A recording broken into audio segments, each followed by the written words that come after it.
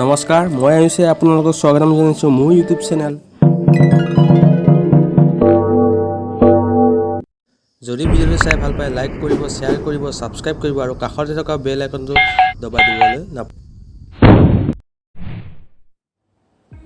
এটা ভাল খবৰ যে হোৱাটছএপে প্ৰাইভেচি একচেপ্টৰ ক্ষেত্ৰত যিটো ডেডলাইন দিছিলে সেইটো বঢ়াই দিছে।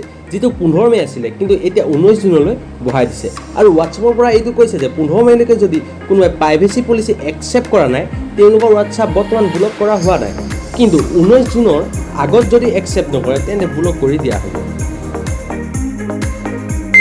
আন এটা খবৰ বেটেলগ্ৰাউণ্ড মোবাইল ইণ্ডিয়া তৰফৰ পৰা আহিছে, য'ত অৰুণাচল প্ৰদেশৰ এজন MLA ভাৰতৰ প্ৰধানমন্ত্ৰী ডাঙৰীয়ালৈ এখন চিঠি লিখিছে, য'ত তেওঁ উল্লেখ কৰিছে যে বেটেলগ্ৰাউণ্ড মোবাইল ইণ্ডিয়া পাবজিৰ সৈতে একে, কেৱল মাত্ৰ নামটো আৰু অলপ বস্তুহে সলনি কৰিছে, সেইবাবে তাক বেন কৰি দিয়া উচিত। কিন্তু ভাৰত চৰকাৰ তৰফৰ পৰা বেটেলগ্ৰাউণ্ড মোবাইল ইণ্ডিয়াৰ ক্ষেত্ৰত কোনো মন্তব্য প্ৰকাশ কৰা নাই, কিন্তু MLA জনে ভাৰত চৰকাৰলৈ অফিচিয়েলি এখন পত্ৰ প্ৰেৰণ কৰিছে। ফেচবুক, টুইটাৰ 26 মে পাছত বন্ধ হ'ব নেকি? উত্তৰ হয়, বন্ধ হৈ যাব। যদিহে ভাৰত চৰকাৰে দিয়া চৰ্তসমূহ মানি নলয় তেতিয়াহ'লে বন্ধ কৰি দিয়া হ'ব। তেওঁলোকক ভাৰত চৰকাৰে 2021 চনৰ ফেব্ৰুৱাৰী মাহত কেতবোৰ চৰ্ত দিছিল আৰু সেয়া পূৰণ কৰিবলৈ তেওঁলোকক 3 মাহ সময় দিছিল, যিটো এতিয়া সময় সমাপ্ত হৈছে কিন্তু চৰ্তসমূহ মানা নাই। কিন্তু ভাৰত চৰকাৰৰ তৰফৰ পৰা সময় বঢ়াই দিয়া সম্ভাৱনা আছে।